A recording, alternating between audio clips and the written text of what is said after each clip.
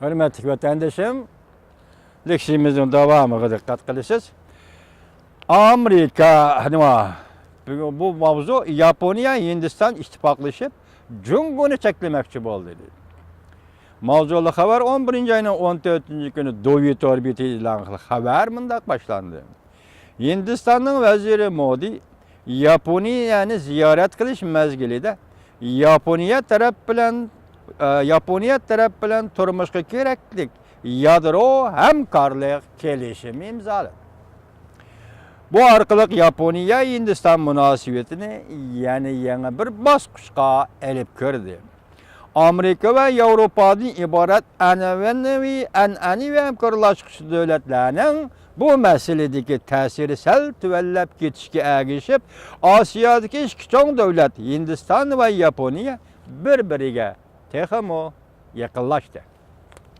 Yaponiya iqtisodiy uchur orbiti 11. ayının 13. günü haber qilib mundaq ko'rsatdi. Yaponiya ve Hindistan ikki davlat iqtisodiy hamkorlik jihatda munosabatni cho'nqurlashtirdi. Alqishlashga arziydi. Bulupmu ikki davlat 6 yıl vaqt sarf qilib, turmuşqa keraklik yadro hamkorligini o'rnatganlikning ahamiyati intayin zo'r. Çünkü Hindistan tehiçe yadro qurollarının kengayib ketishiga imza qo'ymagan davlatdir.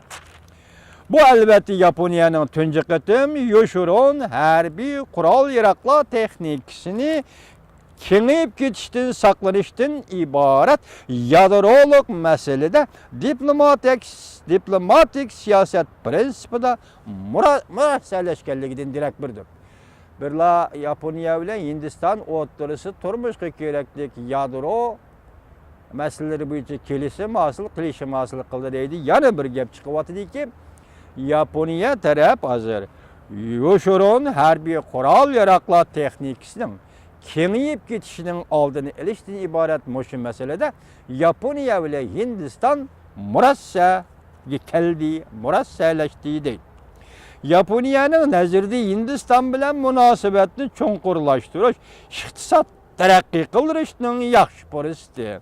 Yana bir tarafdan Jungo bilan qarshilashda hamkorlashmoqchi bo'la oladi. Yaponiya bilan Hindistan hem iqtisodni o'zaro taraqqiy qildira oladi, hem Jungoni cheklash, Jungoga qarshi turishda ikki davlat hamkorlashmoqchi davlat bo'la oladi. Yaponiya gazeti Dudu Shinbin mundaq ko'rsatdi.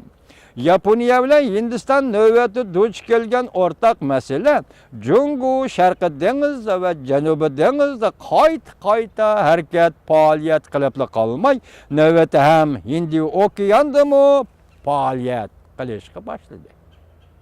Demak, Jungo ile Yaponiyaning bu ittifoqi masalasi Jungoning Janubiy dengiz va Sharqi dengizda faoliyat qilishiga qartilgan emas. Hatta Jungo hozir Hindiy okeandan faoliyat qilyapti. Shunga Yaponiya ile Hindistan birlashishi kerak demoqchi bo'lyapti. Yaponiya ve Hindistan, Amerika, Avustraliya qatorliq davlatlarla ko'p jihatdan hamkorlashib, xalqaro qonun bo'yicha Jungoning o'zini tutib olishi haydakchilik qila oladi. Mushu hamkorlik orqali Jungo o'zini tutib ol deyalaydi. Shunga navbati Yaponiya bilan Hindistan oldi bilan Osiyoda bir-biriga o'zaro ishlash jihatda bir-biriga yo'linadigan tog' bo'lib qoldi deydi. Bu bir yangi tema ekan vatandoshim. Hindiston bilan Yaponiya o'rtasida bordi keldi munosabatlar 2 yildak. Shunda qizg'in kayfiyat va jiddiylik ichida elib berilganida oxirgi natija bu ikki davlat o'rtasida yadro kelishimi, ya'ni tinchlik uchun ishlatadigan, turmushga ishlatadigan yadro kelishimi imzoladi degan gap. Buni Jungo matbuotlar ko'proq tanqid qildi. Shu munosabat bilan vatandoshlarga biz bundan xabar yetkazdik.